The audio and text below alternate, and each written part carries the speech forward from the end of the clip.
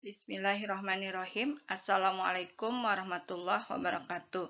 Selamat pagi semuanya. Tentunya alhamdulillah kita masih bertemu kembali dengan keadaan sehat walafiat. Dan tak lupa juga tetap semangat walaupun kita masih dalam kondisi seperti hari ini. Kondisi yang tidak diharapkan oleh semua pihak, karena sebetulnya pembelajaran yang lebih maksimal itu ya tetap muka. Tapi di balik pandemi ini pastinya ada hikmah yang bisa kita ambil. Di antaranya kalian harus lebih kreatif, lebih inovatif, kemudian lebih percaya diri bahwa kalian mempunyai kemampuan untuk bisa belajar walaupun tidak harus selalu didampingi oleh guru. Nah, apalagi kalian sudah kelas 12, semoga semangat kalian sangat besar untuk bisa segera menyelesaikan pembelajaran di SMA dan akan menyongsong masa depan yang lebih baik.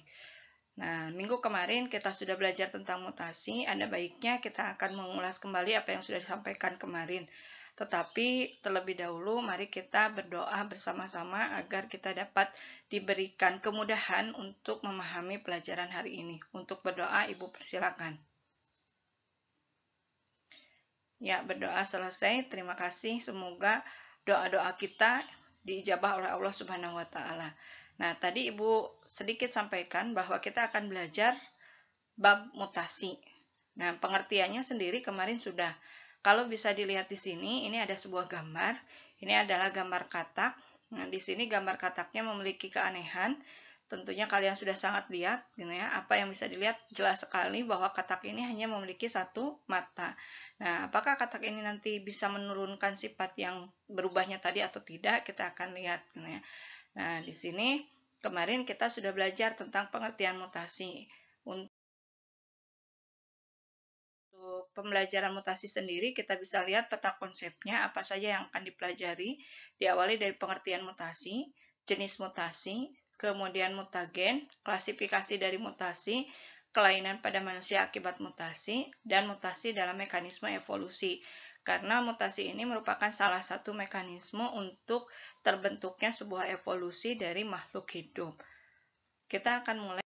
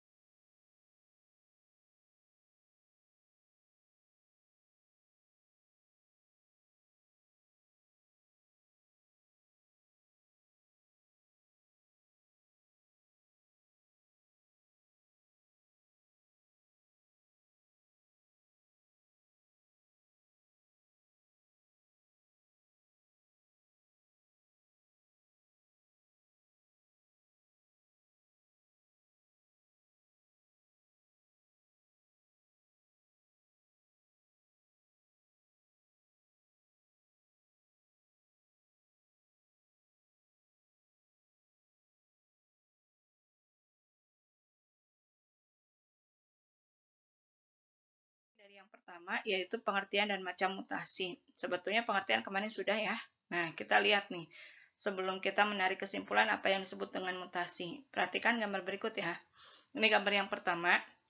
Gambar ini, gambar A adalah semangka tanpa biji. Kemudian gambar B adalah semangka berbiji. Nah, umumnya secara alami semangka itu berbiji atau tidak? Betul, berarti semangka itu umumnya semangka itu umumnya berbiji. Tetapi kita kan kalau makan semangka dengan banyak biji ribet. Maka manusia berpikir apa yang bisa dilakukan untuk bisa mengkonsumsi semangka ini dengan menyenangkan hati. Ya. Di antaranya adalah dilakukanlah mutasi terhadap semangka ini sehingga dihasilkan produk baru yaitu semangka tanpa biji.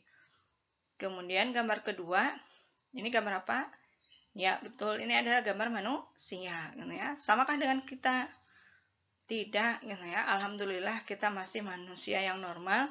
Nah, kalau ini adalah manusia yang mengalami mutasi.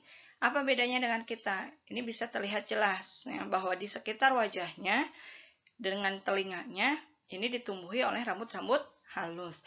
Nah, biasanya ini disebut dengan sindrom manusia serigala. Jadi manusia serigala itu ternyata ada tidak hanya di dalam sinetron, tetapi bentuknya ya seperti manusia, tidak seperti serigala pada umumnya, gitu ya. Hanya dia memiliki rambut-rambut yang tumbuh di sekitar wajah, telinga, gitu ya. Kemudian yang ketiga, ini adalah gambar manusia. Ya, bisa dilihat di sini gambar manusianya. Ini jauh dari ukuran manusia yang normal, gitu ya. Maka dia pun mengalami mutasi. Mungkin di kehidupan sehari-hari kita juga sudah pernah melihat gambar seperti ini, gitu ya. Kemudian ini adalah gambar tumbuhan, ya, tumbuhan pisang ini. Ya, biasanya pisang itu satu batangnya ya. Nah, betul. Jadi apa itu mutasi? Mutasi itu adalah peristiwa perubahan substansi atau materi genetik yang bersifat menurun atau dapat diwariskan. Jadi adanya perubahan pada substansi atau materi genetik. Di bab terdahulu sudah Ibu jelaskan, substansi atau materi genetik itu ada tiga, ada gen, ada DNA, ada RNA. Nah, yang berubah yang mana? Bisa di gen, bisa juga di DNA ataupun di RNA-nya. Atau DNA gen itu nanti termasuk ke dalam satu yang disebut dengan kromosom. Kemudian perubahan ini bisa bersifat menurun atau dapat diwariskan. Nah, kemudian organisme-organisme atau individu yang mengalami mutasi itu disebut dengan mutan. Jadi yang tadi manusia serigala, manusia yang pendek, kemudian semangka tanpa biji, kemudian pisang yang tandanannya banyak, itu adalah organisme-organisme mutan karena mereka mengalami mutasi, gitu ya.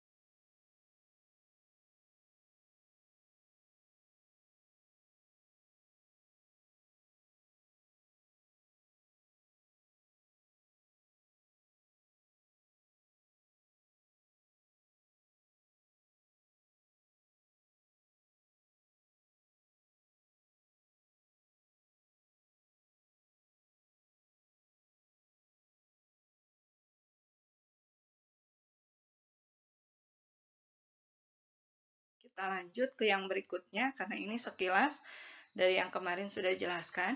Yang kedua adalah penyebab mutasi atau mutagen. Nah, di sini ada dua penyebab mutasi itu. Ada jenis mutagen yang berdasarkan sifatnya. Nah, berdasarkan sifatnya, mutagen itu dibagi menjadi tiga. Ada mutagen kimia. Mutagen kimia adalah mutagen yang berasal dari bahan-bahan organik atau anorganik yang bisa menyebabkan perubahan pada substansi genetik tadi. Apa saja di antaranya? Yang pertama adalah pestisida. Nah, pestisida ini sebetulnya banyak dipakai oleh para petani kita ya, untuk menghalau insekta atau serangga. Nah, sebetulnya nanti efeknya kalau terlalu banyak dipakai, maka insekta atau serangga yang ada di sekitar kita itu bisa mengalami mutasi. Ya. Kemudian asam nitrit, kemudian agen alkilase, benzoprin. Nah, benzoprin ini biasanya banyak terdapat pada kemasan-kemasan makanan. Ya. Kemudian zat digotinin atau kolkiksin.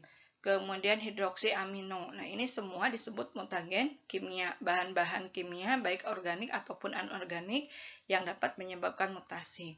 Kemudian, selain mutagen kimia, mutagen juga ada yang disebut dengan mutagen fisika.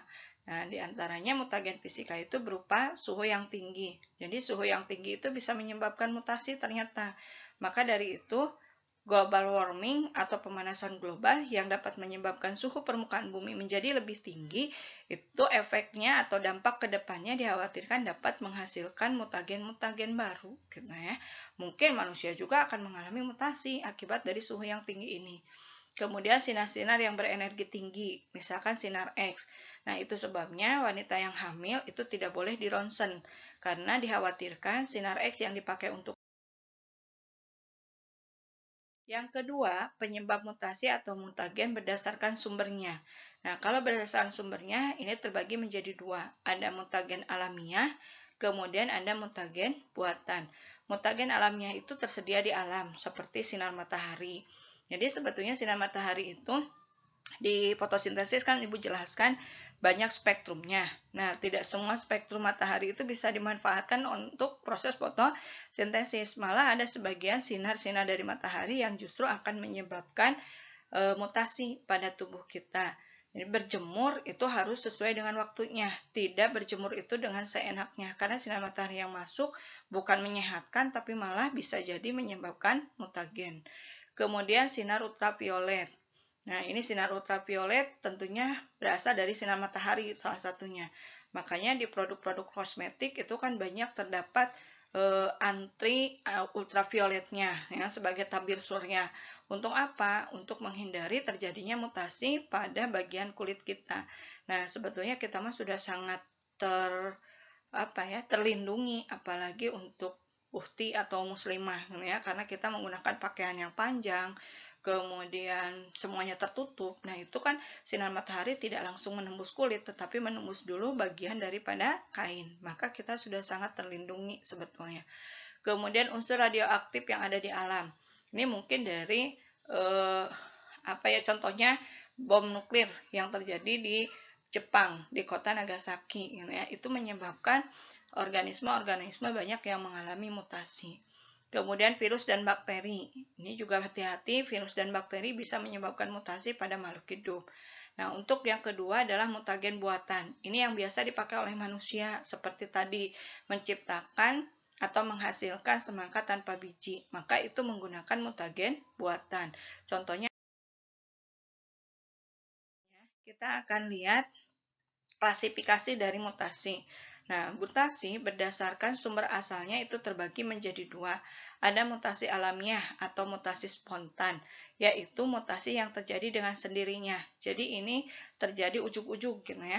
Dapat disebabkan kesalahan dalam replikasi DNA atau faktor lain dari lingkungan atau alam yang penyebabnya tidak diketahui dengan pasti. Karena tadi kan banyak, bisa karena radiasi mungkin, bisa juga karena pestisida dan sebagainya. Jadi ini mah tidak kita kehendaki, tapi terjadi secara tiba-tiba. Nah, mutasi ini biasanya sangat lambat. Kemudian yang kedua adalah mutasi buatan. Mutasi buatan itu adalah mutasi yang disebabkan oleh tindakan manusia. Contohnya tadi, ya, semangka tanpa biji, itu adalah mutasi buatan.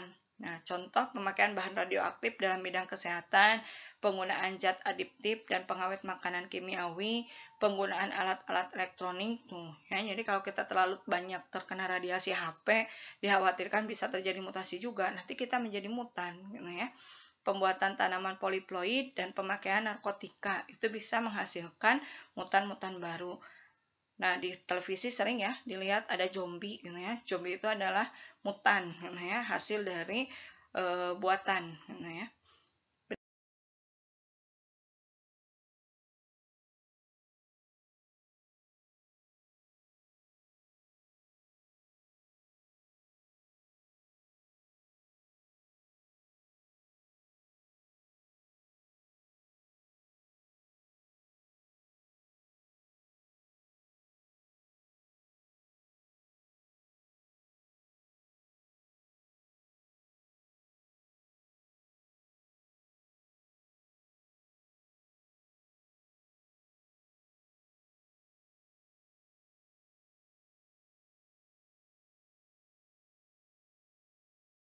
Berikutnya, mutasi berdasarkan sifat genetik. Ini ada dua. Yang pertama adalah mutasi dominan.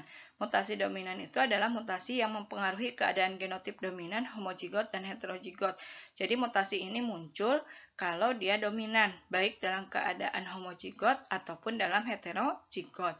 Kemudian kalau yang kedua mutasi resesif, itu akan mempengaruhi keadaan genotip pada saat resesif homozigot. Ya. Berikutnya adalah mutasi berdasarkan arahnya. Nah, ini ada yang disebut mutasi maju, menyebabkan organisme abnormal menjadi normal. Contohnya tadi, kan ada manusia serigala. Misalkan manusia serigala dengan manusia serigala menikah, kemudian nanti menghasilkan manusia yang normal. Maka mutasinya disebut dengan mutasi maju, karena dari abnormal menjadi normal. Tapi sebaliknya, kalau ada manusia normal, menikah dengan manusia yang normal, kemudian menghasilkan manusia yang abnormal, maka nanti disebutnya dengan mutasi mundur, karena menyebabkan organisme normal tadi menjadi abnormal. Yang keempat adalah mutasi berdasarkan jumlah faktor keturunan yang bermutasinya. Ada mutasi mikro, yaitu mutasi yang terjadi pada sebagian kecil faktor keturunan. Jadi yang mengalami mutasinya di keturunan itu hanya sedikit. Nah, kalau yang kedua mutasi makro terjadi pada sebagian besar faktor keturunan. Jadi pada sebagian besar keturunannya mengalami mutasi. Yang keempat adalah mutasi berdasarkan peranannya bagi organisme. Ada mutasi yang menguntungkan, yaitu mutasi yang menghasilkan organisme yang bersifat adaptif terhadap lingkungan.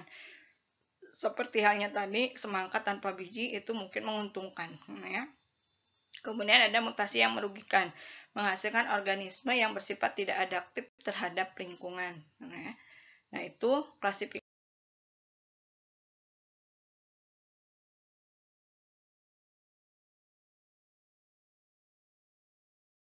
dari mutasi. Sekarang kita lihat jenis daripada mutasi. Ya. Jenis dari mutasi itu yang pertama adalah mutasi gen. Mutasi gen ini disebut juga dengan mutasi poin atau mutasi kecil atau mutasi titik karena terjadi pada bagian gen. Nah, mutasi gen ini adalah peristiwa perubahan pada DNA, tepatnya pada nukleotida atau pada basa nitrogen. Masih ingat ya, basa nitrogen itu ada dua jenis, ada purin, kemudian ada pirimidin. Purin itu terdiri dari adenin, guanin, pirimidinnya terdiri dari timin dan sitosin. Nah, perubahannya mutasi gen itu terjadi pada basa nitrogen tadi. Ya. Kemudian kita lihat ini gambar dari mutasi gen pada beberapa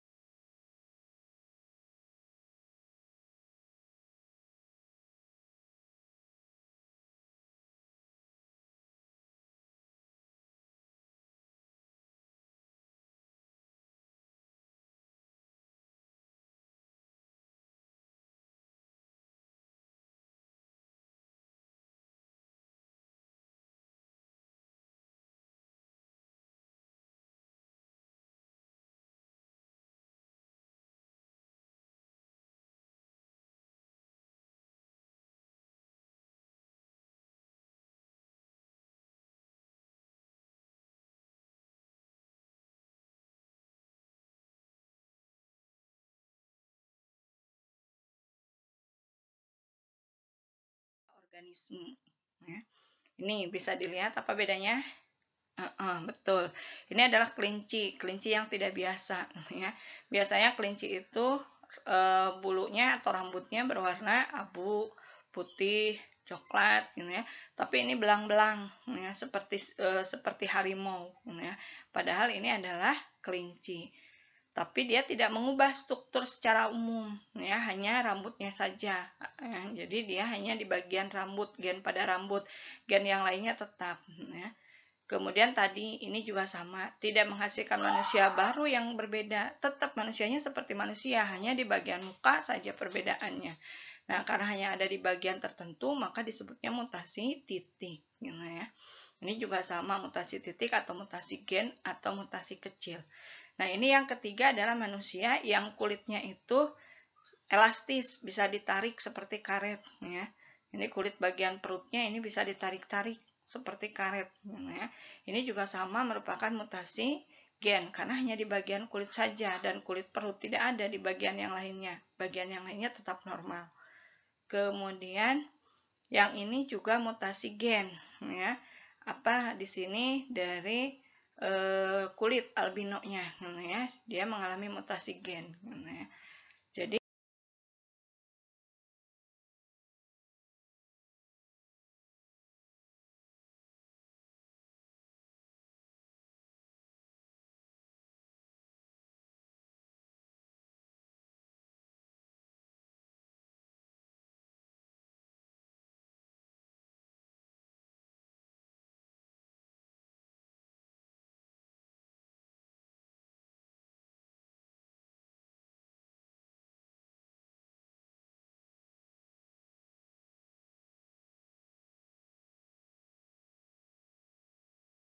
tadi mutasi gen itu hanya pada bagian tertentu. Nah, ini adalah sel eritrosit yang normal. Nah, bisa jadi sel ini berubah menjadi seperti ini. Ya, seperti bulan sabit atau seperti ini tidak karuan bentuknya. Nah, ini orang yang normal, sel eritrositnya seperti ini adalah sel eritrosit oleh penderita siklemia. Ya. Dia tidak normal, sehingga dia membutuhkan transfusi darah seumur hidup untuk bisa bertahan. Secara fenotip, manusianya penampakannya normal, ya, tetapi ternyata sel darah merahnya bentuknya tidak normal. Kemudian, nah ini ya, kenapa tidak normal? Karena di sini ada, kalau normal itu urutannya ada valin, histidin, leusin, trionin, prolin, glutamin. Ternyata pada organisme yang mengalami siklemia, susunan daripada protein sel darah merahnya hanya terdiri dari valin, histidin, leusin, trionin, prolin. Nah, kalau tadi kan yang normal harusnya glutamin. Ternyata glutaminnya berubah menjadi valin. Kenapa jadi valin? Nah, di sini ada basa yang berubah. Harusnya ada CTT, ini berubah menjadi CAT, sehingga asam amino yang dibentuknya pun akan berubah. Kalau CTT itu GAA, menghasilkan menghasilkan gluko gitu ya. Kalau ini CAT dia menghasilkan GUA yaitu asam amino valin. Nah, diakhiri dengan glutamin. Lihat di sini bedanya hanya 1 titik gitu ya.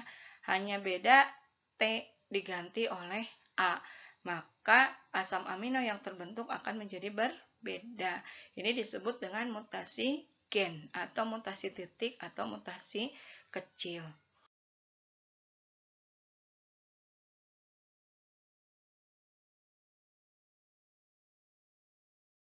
Nah, berdasarkan contoh tadi, ini contoh berikutnya ya. Ini masih contoh dari mutasi gen. Ini adalah orang yang sering menjemur di pantai, ternyata kulitnya menjadi muncul warna merah ruam seperti ini. Nah, sebelumnya ini susunan gennya, susunan kromosomnya ya. Kemudian dia kan kena sinar ultraviolet terlalu lama, maka kromosomnya, gen-gennya ini akan mengalami perubahan. Nah, ini yang berubahnya ya. Di bagian segmen kedua dia mengalami perubahan. Maka fenotipnya akan tampak seperti ini ya. Jadi yang berubah hanya di titik tertentu. Makanya disebut mutasi gen atau mutasi titik atau mutasi kecil. Dan pengaruhnya tidak banyak, tidak mengubah secara keseluruhan dari organismenya, tapi hanya di bagian tertentunya saja.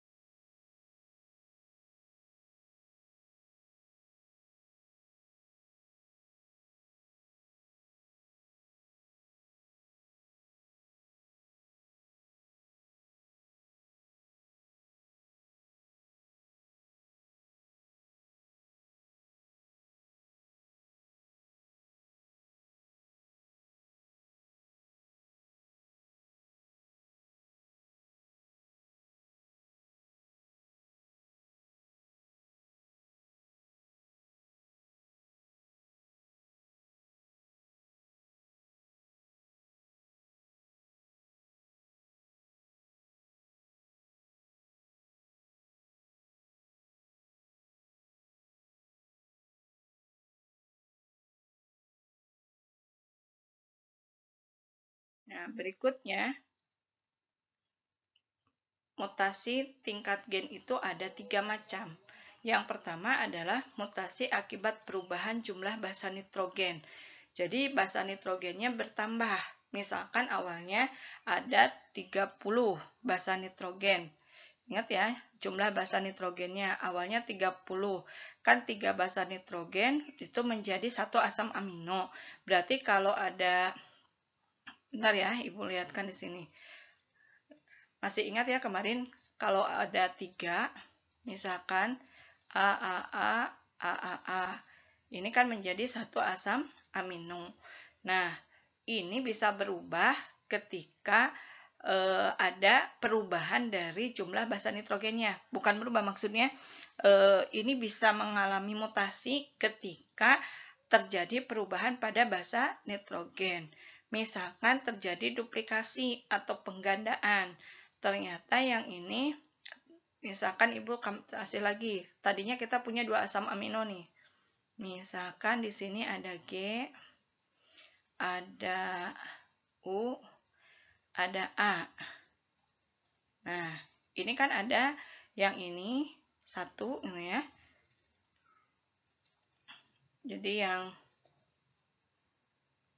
ini 1 asam amino, ini juga 1 asam amino. Jadi awalnya dia punya 2 asam amino.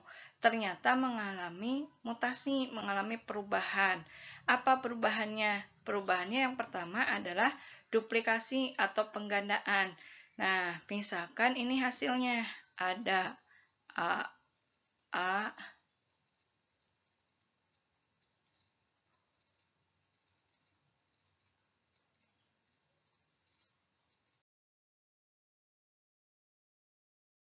Nah, sifat dari mutasi gen. Sifat dari mutasi gen yang pertama adalah umumnya terjadi pada gen yang resesif.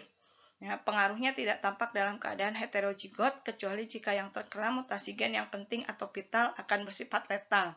Bersifat letal itu bersifat menyebabkan kematian. Contohnya adalah hemofili. Hemofili itu hak kecil. Nah, hemofili itu bersifat resesif gennya, kemudian dia tampak pada keadaan homozigot resesif dan bersifat letal. Kemudian yang kedua, sifat dari mutasi gen itu adalah agak sulit untuk mengetahui gen yang mengalami mutasi. Makanya tadi karena sulit untuk mengetahui gen yang mengalami mutasi, maka disebutnya mutasi titik atau mutasi kecil. Kemudian yang ketiga, bekerja atau berpengaruh pada satu karakter atau sifat. Tadi contohnya ada ya di depan bahwa mukanya saja yang ada rambutnya, yang lainnya tetap normal, ya. Yang lainnya tetap sama. Kemudian kulitnya saja yang menjadi albino atau kulitnya saja yang ruam-ruam, tapi yang lainnya tetap normal. Jadi hanya pada satu sifat atau satu karakter. Karena satu gen itu mengendalikan satu sifat atau satu karakter. Yang keempat, penyebab utama umumnya karena kesalahan dalam sintesis protein atau replikasi DNA, dikarenakan faktor fisika atau kimia, atau biasanya merupakan mutasi alami. Ya.